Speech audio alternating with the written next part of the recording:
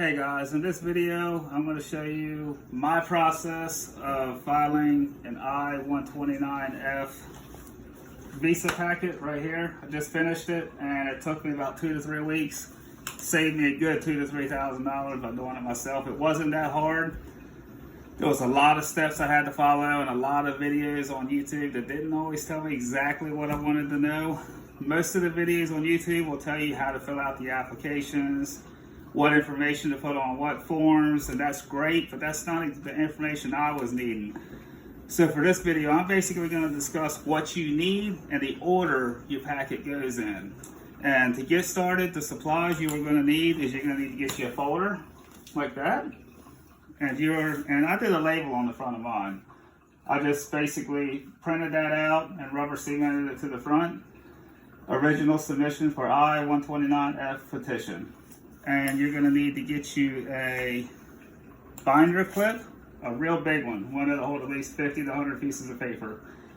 And that's a necessity. You want to get some of these yellow tab dividers for each section, some Ziploc bags, lots of paper, lots of ink for your printer because you're going to make a lot of copies. So last but not least, you're going to need to get a big, I got the biggest one I could buy. This is actually 10.5 inches by 15 inches manila envelope because you're going to put all this in here and you're going to mail it to this.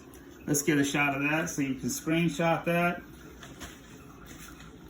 And that's where I'm going to mail this to Dallas, Texas when I'm all done. So come around here and let's look at this. Let's get started with the order that we put this in. And you're going to label it in sections, okay? The first section is section, let's take this binder clip off. The first section is, I put section 1 and 2 together. It's basically one page. You want to tape this Ziploc bag to a white piece of paper. That's important. You got to do that. I got my check in there. It's turned around for security reasons, and there is our passport photos. Okay, those are important, so I put them right at the top. I even put it in front of my cover letter. And the cover letter is next. I got my names and everything. A lot of my personal information I blocked out for security reasons, but let's get a good, let's get a good shot of that so you can screenshot that without the shadow in it. Go over here. Let's go over here. Okay? That's the format I used of my cover letter.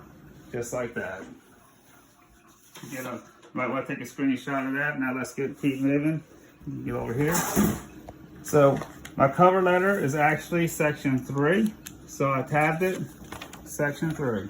So I had my section 1, section 3. That's easy enough. Section 4 is also just one page. This is the e-notification of the application. Very simple page to print out. Not much information to put on there. I put that, actually that's like what I call section 4. Section 5 is the 13-page application. And again, I'm not going to get into a lot of detail how to fill this out. There's a lot of information on other videos on the internet too where you can get that information. I'm just going to touch on page number 8 because I think this is important to note. I believe simpler is better when it comes to filling these out. If I can find page 8, let's see here. Okay, this is page 8. That is a description of how we met right there. Okay, here's what I wrote. We were introduced online January 26, 2020 via a mutual friend named D-Doc.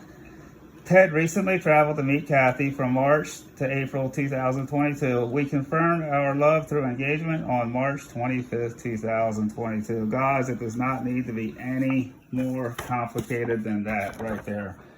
Excuse me. You can record me for a second. There's a lot of people I've seen on the internet, they will actually add a supplement page to that. And they'll write 2 and 3 pages of how they met. So unnecessary. You got to remember, these immigration officers, it's their only job to go through packet after packet after packet all day long of packets this thick, okay? And it bores the crap out of them. They don't need all that. Less is more. You just need a brief, simple explanation. And I didn't even do a supplement page because you don't need it. If you don't need it, don't put it in there. I would recommend doing the supplemental page if you don't have enough other information. If you don't have enough photos, if you don't have documentation from her friends or his friends, if the case may be. If you don't have enough other sufficient documents, then you might want to go into more detail about how you met, but we got all that, so I'm not worried about it. I think less is more. Then section number 6 is my passport bio page, my birth certificate, copy of that, boom, done. That's easy enough, section 6. Section 7 is her ID. I put her passport page on here, her birth certificate, which I'm not gonna show. And I even threw in an extra page of her ID on the back of her being a school teacher. Again, not necessary, but I threw that in there. It's not going to hurt.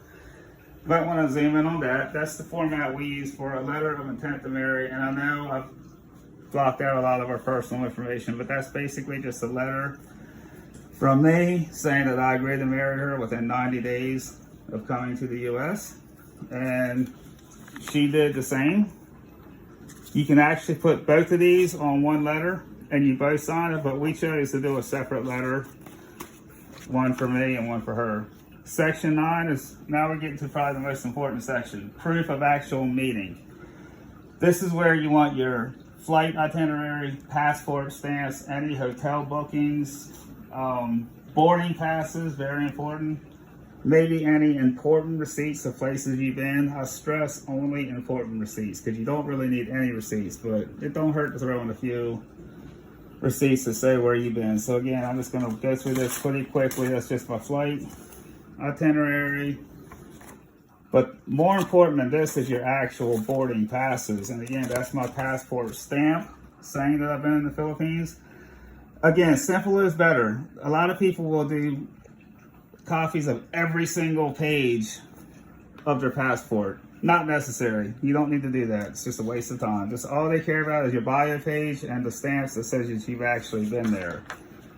Okay, more boarding passes. And yeah. I'm not going to go into a lot of detail about the boarding passes, but this is the confirmation where we stayed in a hotel for 3 days. Okay, and it says where I paid for it. Important. These are important receipts. That was our last dinner together. Just places we visited while we were in the Philippines. Not a lot of receipts. And when I came home, I had a book of receipts about that thick. And I was like, nah, we need to just keep it simple. So I just put a few pages and copies of receipts of places we've been. And that's it. Maybe just a few pages, just enough to say that you traveled some places. This is a copy where I exchanged money when I was there. I exchanged $350 and I actually bought $2,450 with me. And then on the next page, this is actual documentation where I exchanged it and I deposited it into my fiance's account. And then here we get to the nitty gritty. This is our pictures, okay? Again, Ziploc bag. I taped it to a white piece of paper and 15 photos is all you need, up to 15. They don't want no more than that. Any more than that's a waste of time. And I put the exact date and description on the back of each picture. Just a brief description is all they need. They don't need names. A lot of people include the names of all their families. You don't need all that. I just put Kathy's immediate family. That's it, okay? Yeah, so that's it. The exact date I think is important. That was our engagement party. Just a brief description, no names, and you get the idea of all that.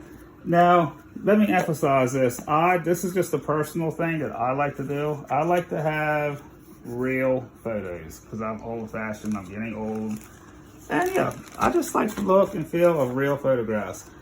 As an option, you can do Word document, and you can actually like print the pictures out on paper and type in a description. That probably even looks better, truthfully, but I like actually having the real photos. So it's really your own personal preference.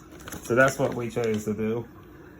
And on to section 10. Section 10 is proof of relationship and online communication. This is proof where Kathy sent me a package to my family a little over a year ago through DHL.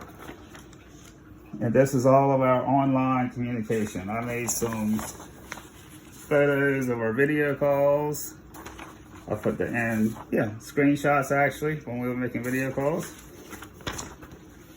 This is a text message that we did through our regular cell numbers, which is very expensive, by the way. So we don't do a lot of that.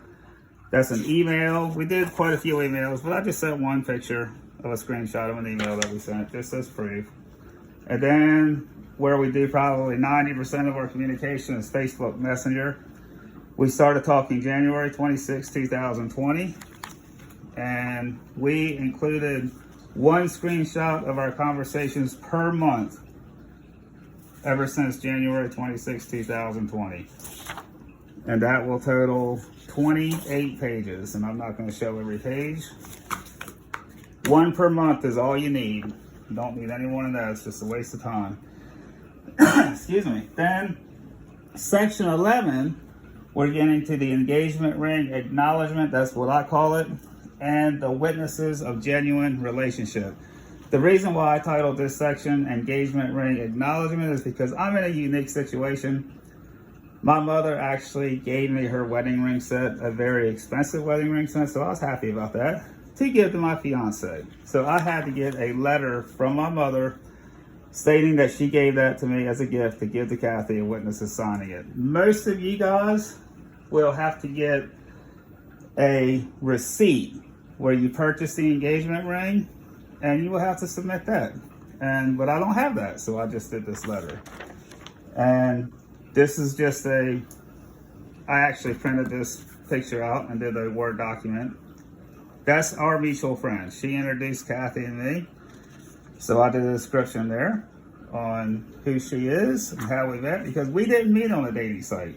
This is how we met. She's our bridge. She's our mutual friend. She lived with Kathy in the Philippines, and she lives close to me, and I know them personally.